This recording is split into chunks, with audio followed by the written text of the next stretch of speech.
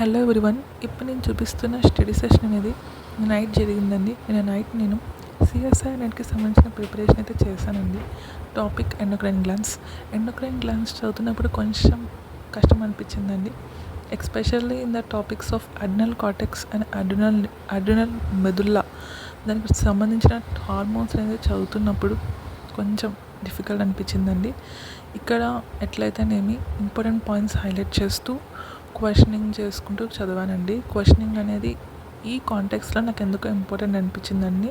So నేను timer అనేది 25 minutes పెట్టుకున్న. Nothing but followed pomodoro technique. Next session అనేది నేను బీఈడీకి సంబంధించిన ఫిలాసఫీ సబ్జెక్ట్ అనేది కవర్ చేశానండి. చాలా కష్టమైన సబ్జెక్ట్ అని అనిపించింది ఆ సెషన్లో నాకు. ఎందుకంటే డిఫికల్ట్ పదాలని యూజ్ చేసినారు. అది కాక నాకు ఆ ఫిలాసఫీ అనే సబ్జెక్ట్ అనేది కొత్త. సో ఎలాగైతేనేమి అక్కడ కూడా ఇంపార్టెంట్ పాయింట్స్ అనేటివి చూసుకుంటూ రివైజ్ చేస్తూ చదివానండి. హాఫ్ క్వశ్చన్ అయితే ఆ సెషన్లో అయిపోగొట్టాను. నెక్స్ట్ ఈ సెషన్ అనేది మార్నింగ్ అనేది స్టార్ట్ అయిందని ఇది same topic of endocrine glands అనమాట. కానీ ఈసారి నేను ఇంపార్టెంట్ పాయింట్స్ అనేటివి దాంట్లో నేను ఒక స్టిక్కీ నోట్స్లో రాసుకున్నానండి.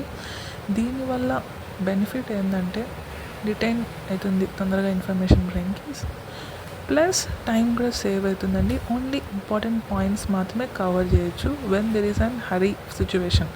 నెక్స్ట్ బ్రేక్ఫాస్ట్ అనేది చేశానండి విత్ ఇన్స్టెంట్ సేమియా అన్నమాట. నెక్స్ట్ నేను యూపీఎస్సికి సంబంధించిన ఆన్సర్ రైటింగ్ అనేది చేశానండి with the question of silent features of the Harappan architecture. ఇది కూడా కొంచెం కష్టం అనిపించింది, బట్ పర్వాలేదు. ఇంటర్నేది నా సెషన్ ఇంకా నైట్ అయిపోయింది. సేమ్ సెషన్స్ కంటిన్యూ అయినాయి. Thank you.